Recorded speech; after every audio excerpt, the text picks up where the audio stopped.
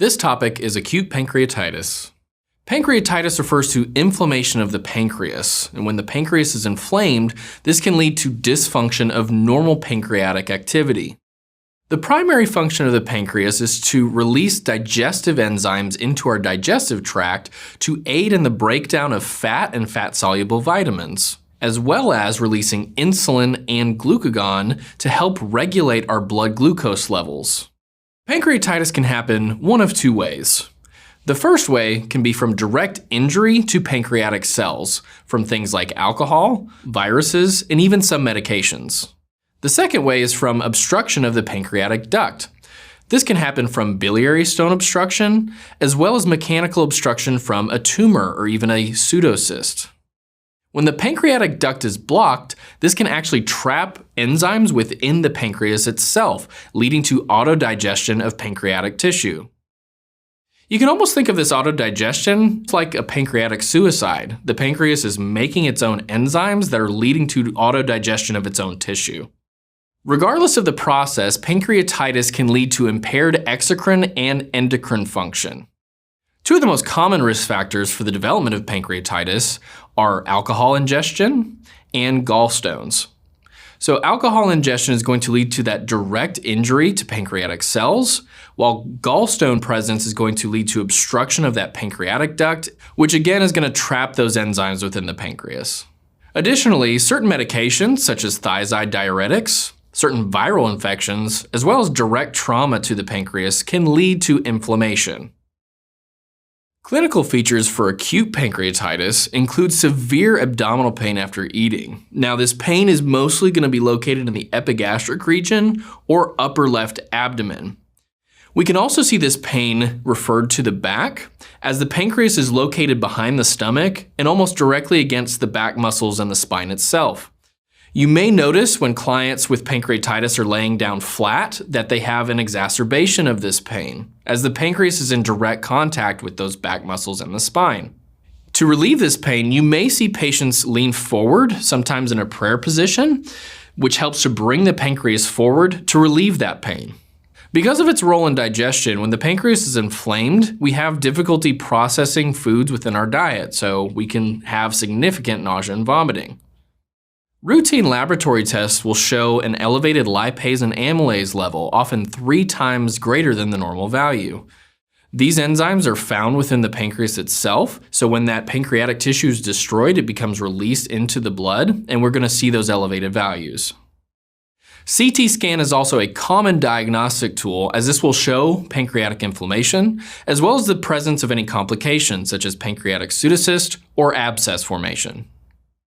Before we talk about complications that are specific to pancreatitis, it's important to note that anytime there is significant inflammation within the body, we can have systemic effects. What do I mean by this? Well, anytime significant inflammation occurs, we can have release of cytokines, which can lead to increased capillary permeability as well as vasodilation. Pancreatitis itself is a risk factor for the development of systemic inflammatory response syndrome, which can lead to things like hypovolemic shock due to third spacing, again, that leaking of fluid from the blood vessels. We can also develop acute respiratory distress syndrome, or ARDS. This is when blood vessels begin to leak fluid into the lungs itself, and causing a buildup of fluid within the lungs can decrease gas exchange. Another significant complication of pancreatitis is the development of retroperitoneal hemorrhage.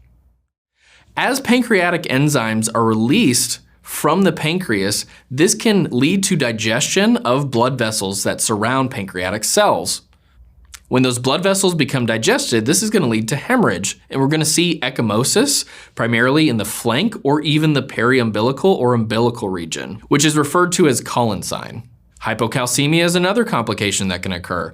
As the fat that has been stored within the pancreas becomes digested, it becomes available to bind with free calcium in the body, which can lower our calcium levels and lead to manifestations of hypocalcemia, such as Schwastek sign or Trousseau sign.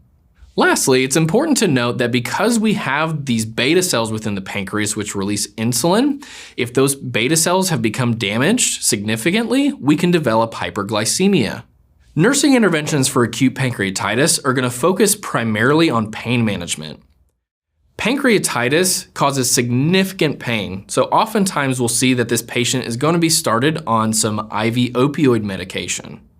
To prevent any complications due to third spacing as well as dehydration, we want to start the client on IV fluids and give them antiemetics as well. We should keep the patient NPO, not only to prevent any further vomiting, but also to prevent stimulation of the pancreas, which will lead to additional pain. Once we have pain generally managed, it's important to begin the process of discussing alcohol cessation with the patient, as alcohol is a contributing factor to the development of pancreatitis. We should monitor for the presence of hyperglycemia and give insulin as needed for high blood sugar levels. And we should make sure that we're monitoring calcium levels and address any hypocalcemia that we observe. Thus far, we've primarily touched on symptoms and findings associated with acute pancreatitis. So let's focus on what happens with chronic pancreatitis. With chronic pancreatitis, we have a repeated inflammation of the pancreas, which can lead to the development of fibrosis or hardened tissue that builds up within the pancreas itself. Again, the most common cause that we're going to see for this development of chronic pancreatitis is going to be the use of alcohol. Chronic pancreatitis refers to everything that we've seen before, except this is a repeated process that leads to fibrosis of the tissue, as well as calcifications from buildup of the fat and calcium that accumulate within the pancreas itself. Alcohol is going to be the most common cause of the development of chronic pancreatitis. And while major manifestations of chronic pancreatitis are similar to acute pancreatitis, such as the development of abdominal pain, with chronic pancreatitis, we're going to see this pain be a little bit more episodic. We're also going to see what happens when we have a depletion of those pancreatic enzymes within the digestive tract over time. We may develop malabsorption. Again, pancreatic enzymes aren't going to be able to help in the digestion of dietary fat and fat-soluble vitamins. This is going to lead to steatorrhea, or the development of fatty, foul-smelling stools. We're going to see weight loss. And we may even see the development of diabetes mellitus, as we have that destruction of the beta cells within the pancreas, and we have that depletion of insulin that's available to the body.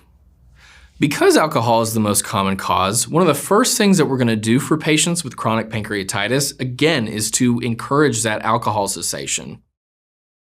If hyperglycemia is present, we're going to treat it with insulin. And we're going to encourage small, bland, frequent meals that are low in fat, again, to help with the digestive process. Along with these changes in diet, we're going to want to give the patient pancreatic enzymes. This is going to help break down any of the fats that they do ingest, and they want to make sure that they take these pancreatic enzymes with a meal or with snacks. We're going to observe for the efficacy of these medications by observing for that steatorrhea and seeing if it's still present. Lastly, because of the dietary issues these patients face, we want to give supplemental vitamins and minerals to prevent any deficiencies.